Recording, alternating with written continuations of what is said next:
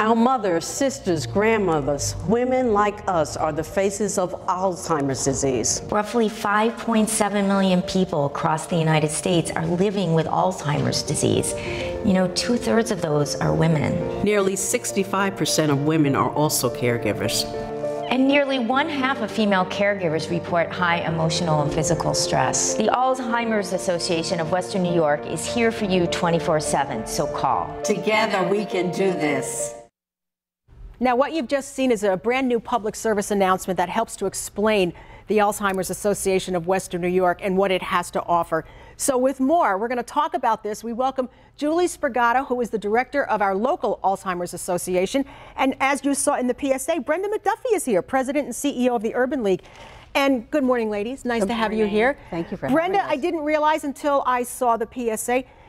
You're talking from experience. You've had dementia in your family and saw your mom deal with your grandmother. Yes, and that's what my mom did and what I may have to do, because my mom's very concerned. She's over 85, and the prevalence of Alzheimer's is even more so there as an African-American woman.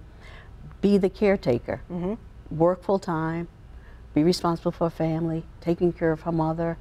It just really impacted me, and I wanted to make sure the message got out, particularly to women, because as was seen in the PSA, the majority of the caretakers are women.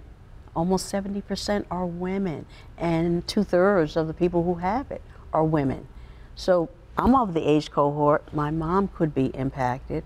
I would need to take care of her. I have children and grandchildren. I work a full-time plus job, and so the notion of learning more, of knowing their support, and talking about it and doing things to help each other as opposed to carrying it. And that's what I saw my mother, almost carrying it by herself. Even though she had other siblings, it does fall on one person. She was cooking, she was cleaning, she was, you know, there all the time. We didn't see her. And we were just saying that there are still people out there who are shouldering that burden completely.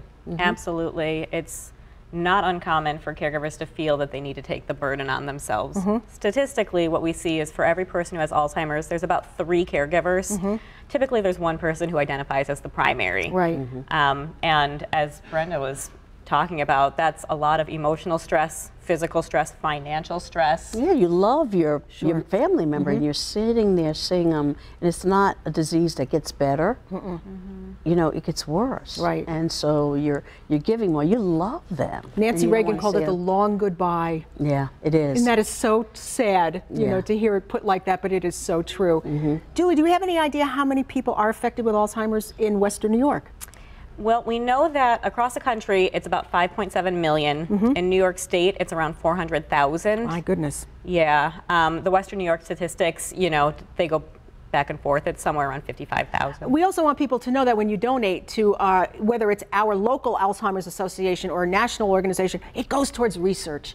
And that is so important. Yeah. Absolutely. So any of the donations that come to our association, a portion of that goes to research, finding a cure, an effective treatment, looking at ways to prevent, also looking at ways to help caregivers. Right. You know, research in all these areas, as well as local support services to help the people who are going through it right now, to help the people who are living with the disease and the caregivers, the families. Ladies, thank you so much, because what we're leaving you with is that information right there, alz.org/WNY.